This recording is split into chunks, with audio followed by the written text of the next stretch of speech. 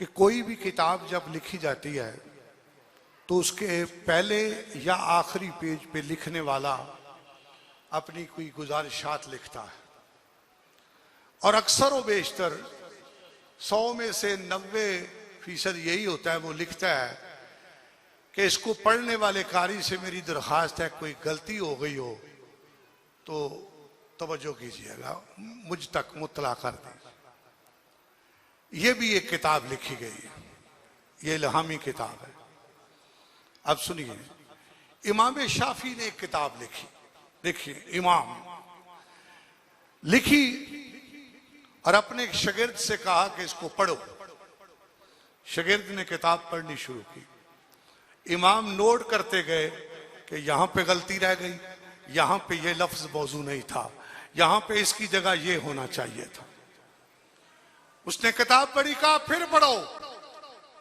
शागिर्द ने फिर किताब पढ़ी, फिर इमाम लिखते गए यहां पे ये गलती रह गई, यहां पे ये लफ्ज मौजू नहीं था, यहां पे इस वजन की कमी रह गई।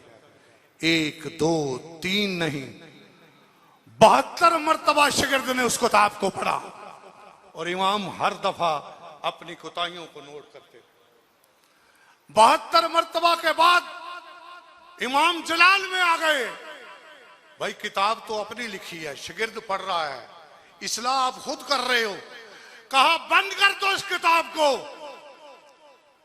दुनिया में सिर्फ एक किताब मुकम्मल है जो मेरे रब की किताब, जिसको कुरान कहते। ये उस बंदे के हाल बयान कर रहा हूं, इमाम शाफी रजी अल्लाह ताला अन्हो, 4 बड़े इमामों में इमाम अपनी लिखी किताब की 72 मर्तबा तस्हीह कर करके तंग नहीं आए, जलाल में आए, कहा बंद कर दो मेरी इस किताब को। मैं ऐलान करता हूं इस कायनात में रहती दुनिया तक अगर कोई किताब मुकम्मल बन के आई है तो वो रब का कुरान। और हज़रत गिरामी कदर मौला अली ने कहा है कि आखिरत का ख्याल आ जाए तो जो काम करने वाला ये है कि अब कुरान के साथ बंदिया लिपट जा, पकड़ ले कुरान का दामन। सिर्फ यही किताब है तुझे हसर के दिन बचाएगी। इस उर्स पे आने वालों के लिए पहला पैगाम ये है कि ये वली जो थे ये इन्होंने कभी भी अपने लिए रब से कुछ नहीं मांगा, बल्कि अगर मुझे इजाजत दें, इत्तफाक करें ना करें, मैं उसको वली नहीं मांगता जो दुआ अपने लिए करता है, क्योंकि वली की डेफिनेशन नहीं, वो बांटने वाला है, वो कासमियत के जेरे काम कर रहा है। लिहाजा गुजारिश है, महफिल हो, आपने उस तरह कुरान नहीं सुना जैसा कुरान का हक बनता है। जरा एक दफा अपनी भूल पे कह दीजिए सुभान अल्लाह। अब मैं बता दूं, ये महफिल कोई आम नहीं है, बड़ी खास है। 4 मिसरों में बता देता हूं, आसान करके, पढ़े लिखे हर बंदे को समझ आ जाए कि जिस मजलिस में मैं बैठा हूं उसकी फजीलत क्या है, उसकी पाकी क्या है। कि तेरी नजर में कहां ये असूल आते हैं, तेरी नजर में कहां ये असूल आते हैं कि फूल के पौधों पे फूल आते हैं, कि फूल के पौधों पे फूल आते हैं। अब मैं आ रहा हूं वो पैगाम जो आपको देना चाहता हूं। हम इसलिए सजाते हैं जिक्र की महफिलें, किसी की खाम ख्याली होगी, कोई इकट्ठा नहीं करना चाहते हम।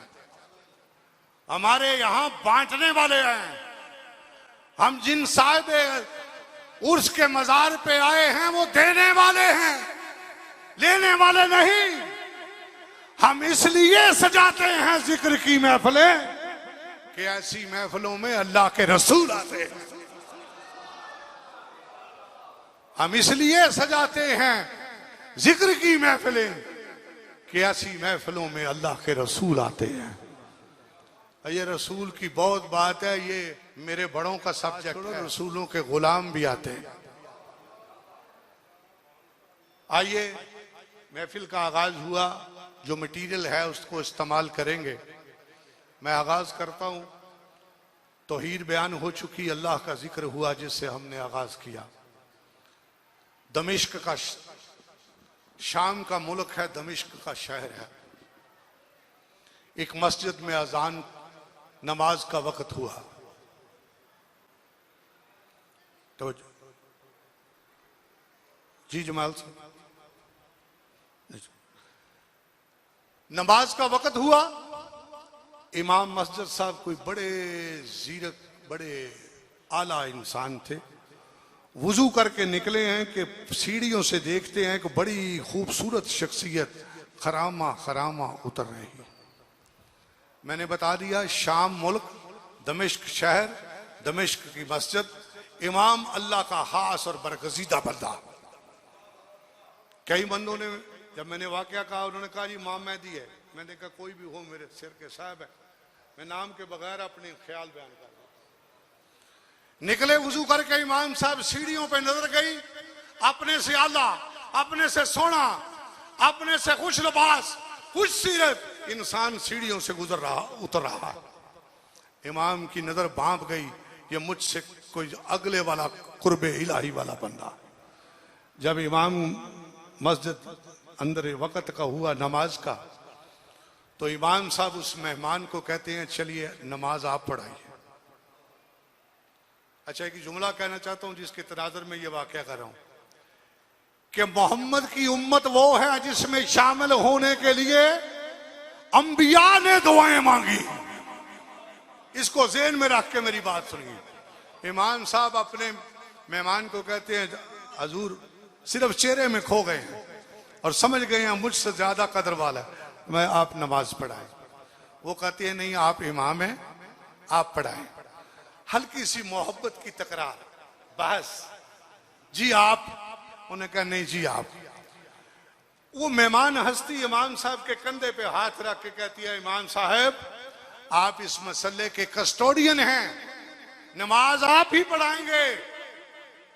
मैं यहां आज अल्लाह का नबी ईसा आपकी इमामत में नमाज पढ़ने के लिए आया। तारीख कहती है ये नजूल होगा हजरत ईसा अलैहिस्सलाम का।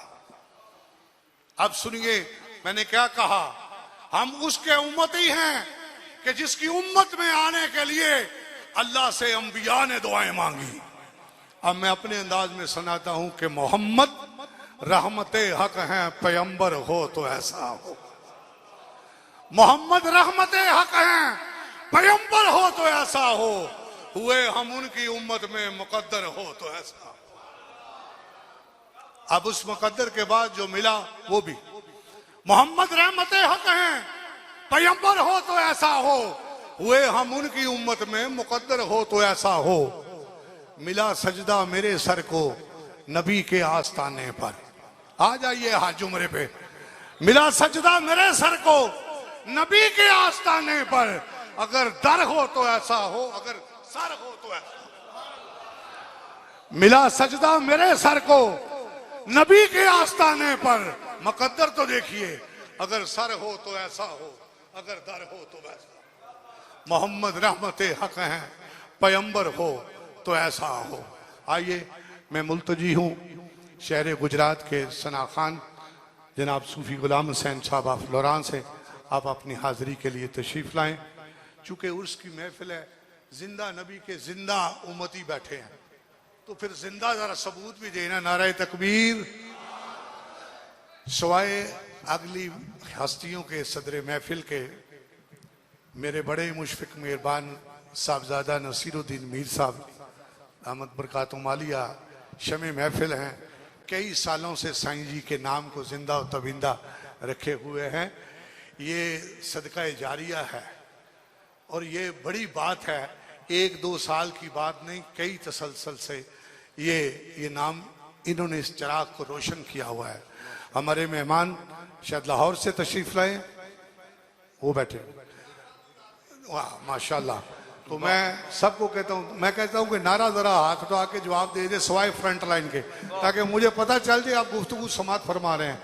नारा तकबीर, नारा रिसालत, नारा रिसालत, नारा रिसालत, नारा हैदरी, नारा गौसिया।